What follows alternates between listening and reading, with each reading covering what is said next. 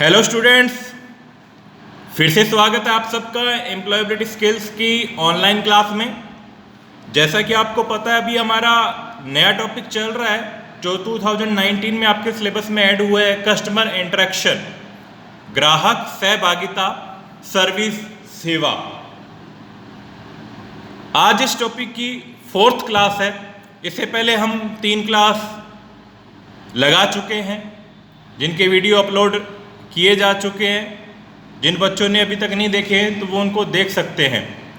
आज जो हम टॉपिक लेने जा रहे हैं वो कस्टमर के साथ रिलेशन से संबंधित है, ग्राहक के साथ रिलेशन से संबंध के निर्माण में है।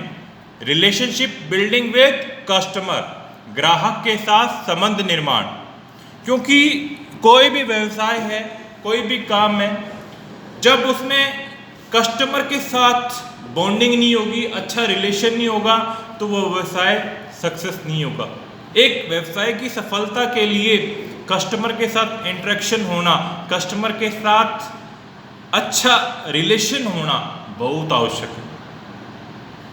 चाहे वो प्रोडक्ट को लेके हो, चाहे सर्विस को लेके हो, चाहे किसी भी तरह का आपका व्यवसाय क्यों ना, जब तक कस्टमर सेटिस्फाई नहीं होंगे, लॉयल नहीं होंगे, आप कस्टमर को आपकी सर्विस पसंद नहीं आएगी, या आप अपने काम में इम्प्रूवमेंट नहीं करेंगे, क्वालिटी नहीं देंगे, तब तक कस्टमर आप पे बिलीव नहीं करेगा। तो कस्टमर को अपने साथ बांधने के लिए आपको क्वालिटी देनी है, उनको सपोर्ट प्रोवाइड करना है, उनको सेटिस्फाई करना है, कस्टमर के प्रति रॉयल लेना है अपने आप को,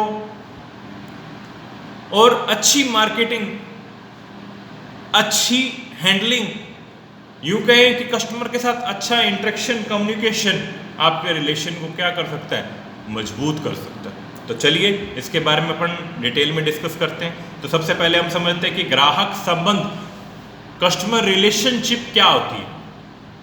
ग्राहकों के बीच चल रहा संबंध, विकास, रिश्ते में विपणन, मार्केटिंग, कम्युनिकेशन, बिक्री, तकनीकी सहायता, सर्विस, ग्राहक सेवा, ये सारा क्या है, एक रिलेशन ही तो है कस्टमर के साथ।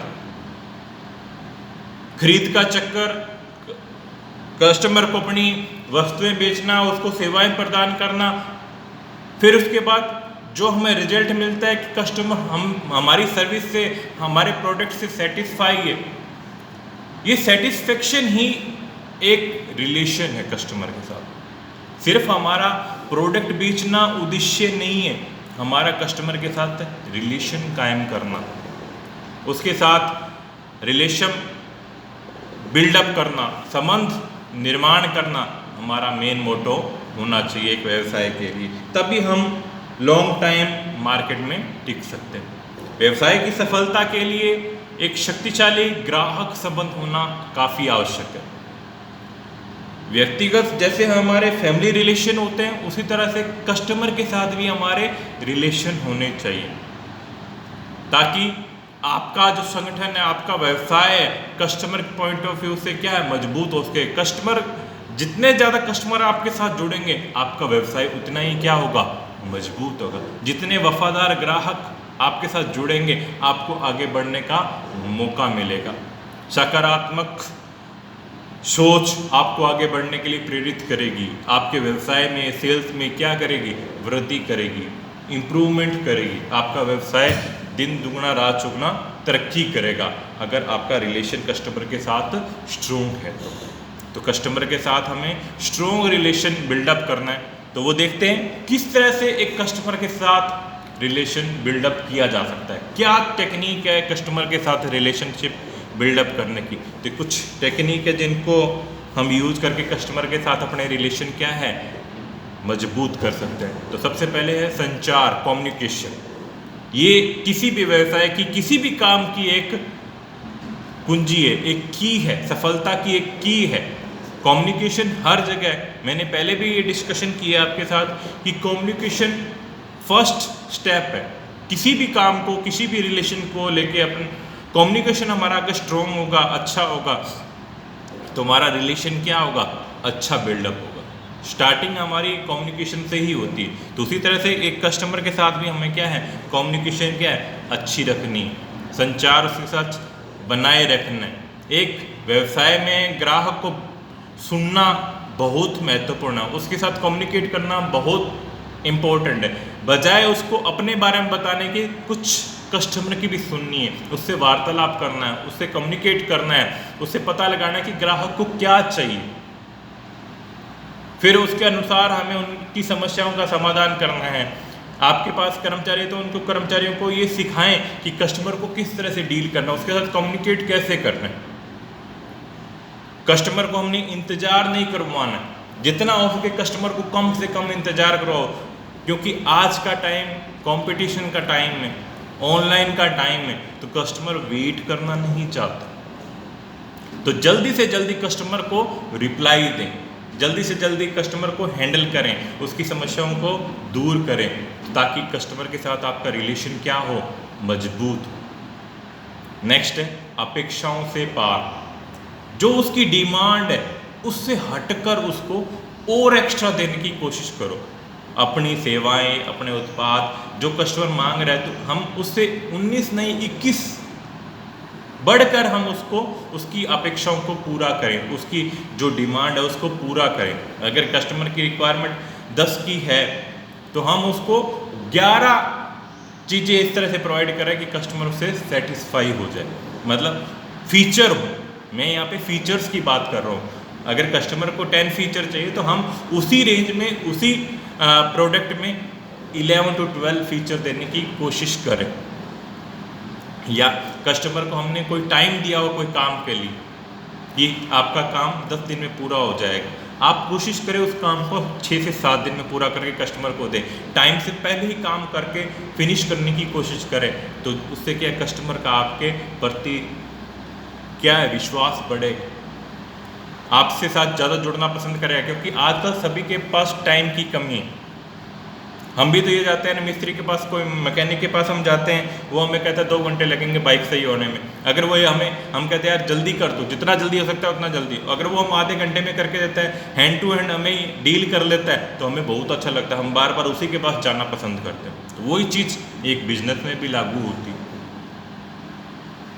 हम ये ऑनलाइन प्रोडक्ट्स मंगवाते हैं, जो हमें टाइम पीरियड दिया होता है, हमें अर्जेंट ज़रूरत है, तो कस्टमर को उसको 3 दिन का टाइम दिया, 3 दिन की बजाय उसको 2 दिन में मिल जाता है, तो हमें उनकी सर्विस अच्छी लगती है, हम बार बार उसी साइट पे प्रोडक्ट ऑर्डर देना क्या है, पसंद करते हैं। तो ये क्या है, अपेक्षाओं से पार है। जो कस्टमर की डिमांड है उससे और बढ़कर हमें उसको सेटिस्फाई करना है और उसकी डिमांड को पूरा करना है। तो ये भी क्या है, कस्टमर बिल्डिंग में आपकी हेल्प करती है टेक्निक। नेक्स्ट है प्रतिक्रियाओं के लिए पूछें, रिस्पॉन्स के बारे में पूछें।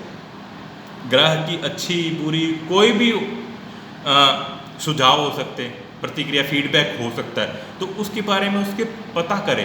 फीडबैक के लिए एक टिप्पणी कार्ड रखें, सर्वे करवाएं। जैसे ऑनलाइन हम देखते हैं कोई प्रोडक्ट खरीदते हैं तो हमें बाद में उस ऐप में हमें ऑप्शन दिया जाता है कि आपको हमारी सर्विस कैसे लगी, तो उसके लिए वो स्टार मार्किंग करवाते हैं।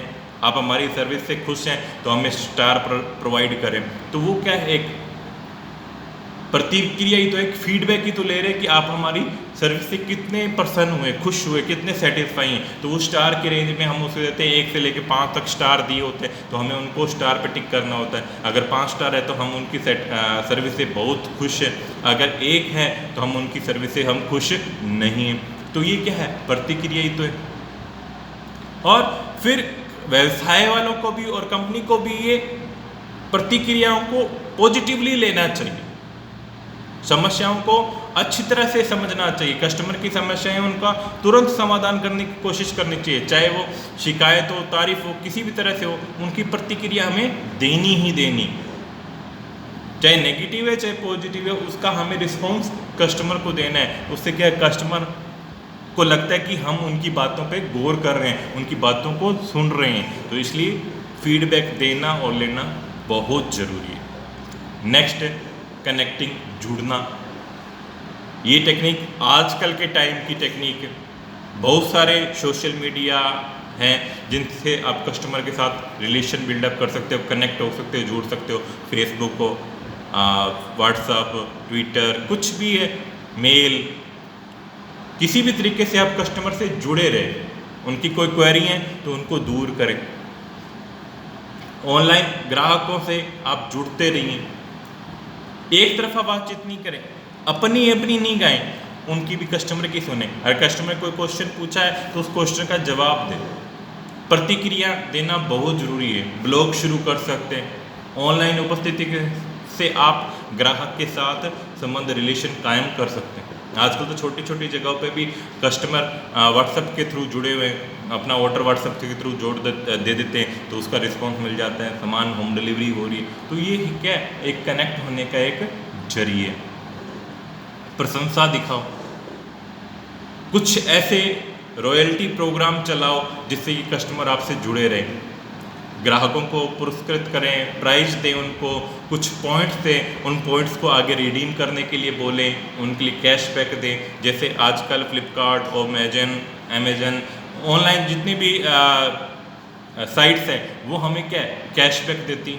तो ये क्या है, एक कस्टमर को अपने साथ जोड़ने का एक तरीका है, क्योंकि एक बार आप देते हो तो आपका बार बार मन करता है कि यार मेरे को इतने पॉइंट मिले हैं, इतना कैशबैक मिला है, तो नेक्स्ट टाइम मैं रिचार्ज करूँगा तो मुझे और कैशबैक मिलेगा। तो वो एक कस्टमर को अपने साथ क्या है, जोड़ने का तरीका है। तो ये टाइम टू टाइम देते रहना चाहिए, कस्टमर को एक प्राइस के रूप में एक लालच देना जिससे कि वो आपसे जुड़ा रहे।